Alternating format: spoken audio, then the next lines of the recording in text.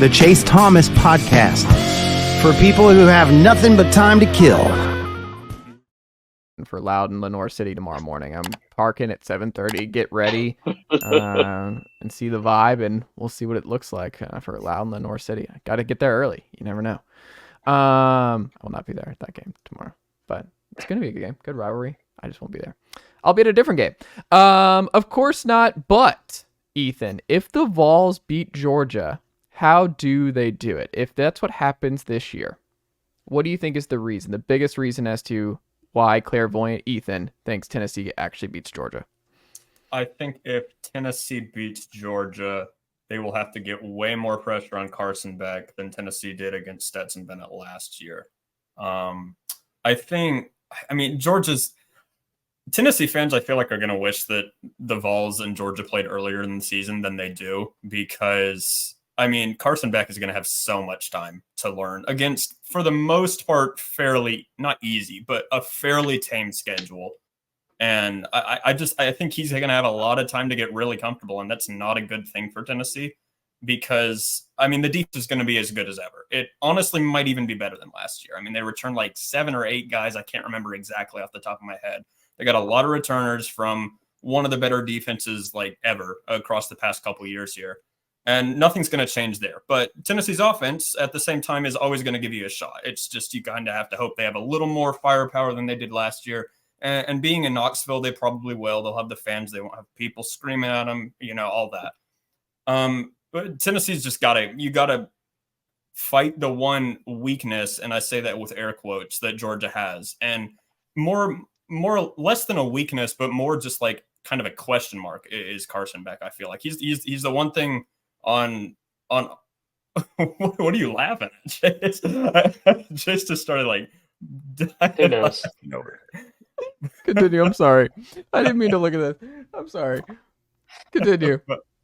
But I think if Tennessee does end up winning, which I don't think they will, I think Georgia's going to be just as dangerous as they were. But I think if they do end up figuring it out, it's going to be because of the pass rush. The Vols are going to be able to get to him, kind of rattle him a little bit, and hopefully kind of throw him off his game a little bit. But because it's so late in the season, I'm just not sure they're going to be able to do that. What do you think, Jack? If they end up winning this game, why do you think we talk about it that week after? Why do you think they do it?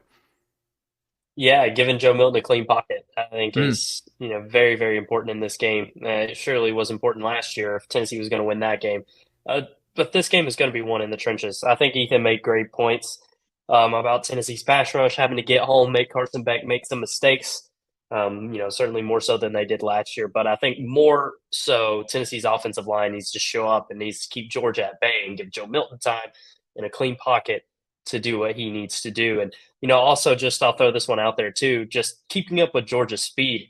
I don't think we talk enough about how Georgia's offense got more playmakers at the wide receiver position, and, Ra Thomas and Levet, and they still have Ladd McConkey, who's can blow right past you. The best, weapon in all of college football at skill position wise is Brock Bowers. So, but he didn't do anything against Georgia last year. It wasn't against Tennessee.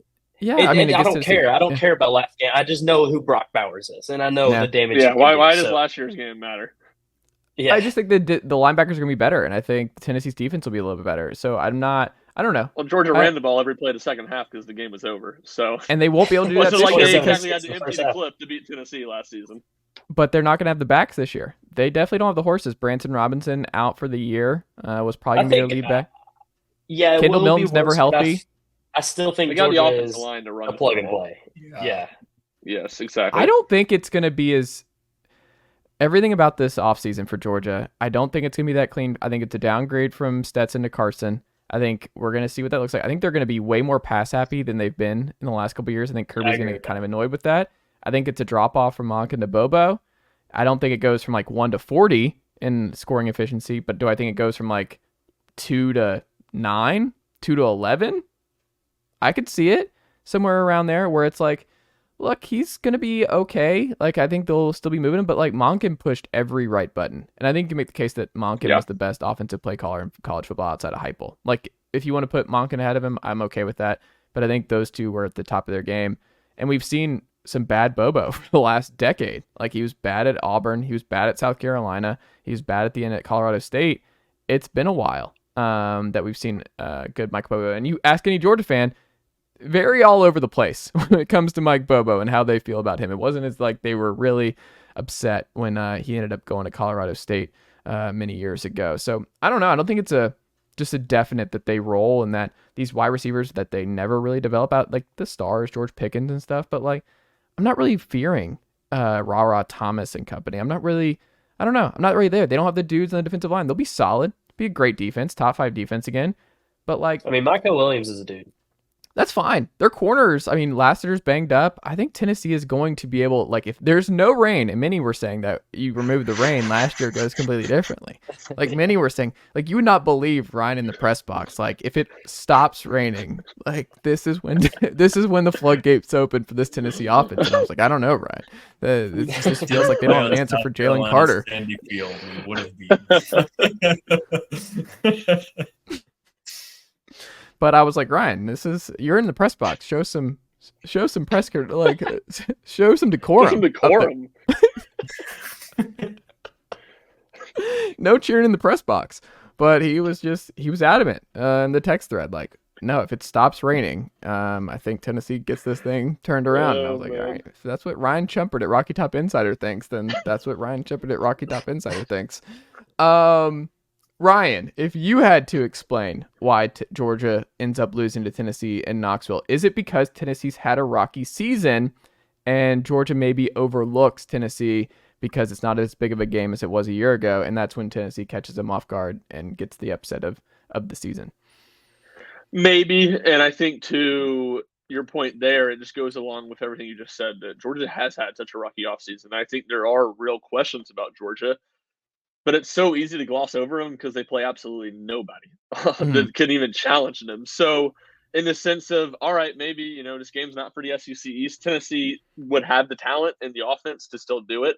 I could see that. And, we've talked about that scenario in the past, how I think that is somewhat realistic. And the one thing I would throw out there, and I think Jack and Ethan all made really good points, that's the biggest difference in Tennessee and Georgia right now is the line of scrimmage. That was very evident watching them play last year inside Sanford. It would be Joe Milton just standing on his head and just playing an unbelievable game. It's the great equalizer, and it's go back to how all those pre-Tua Alabama teams that were built on defense, how they lost is quarterbacks standing on their heads, and usually running quarterbacks standing on their heads and extending plays and making just unbelievable plays. And I think that's what it would have to be. Joe Milton eluding pressure in the pocket and escaping the pocket, making some plays, something out of nothing. Like he did in the South Carolina game when the game was already over, where he rolls left and throws a 50-yard dart down the field, plays like that. And, we've talked about it. That pocket presence isn't exactly a thing we think is a huge strength.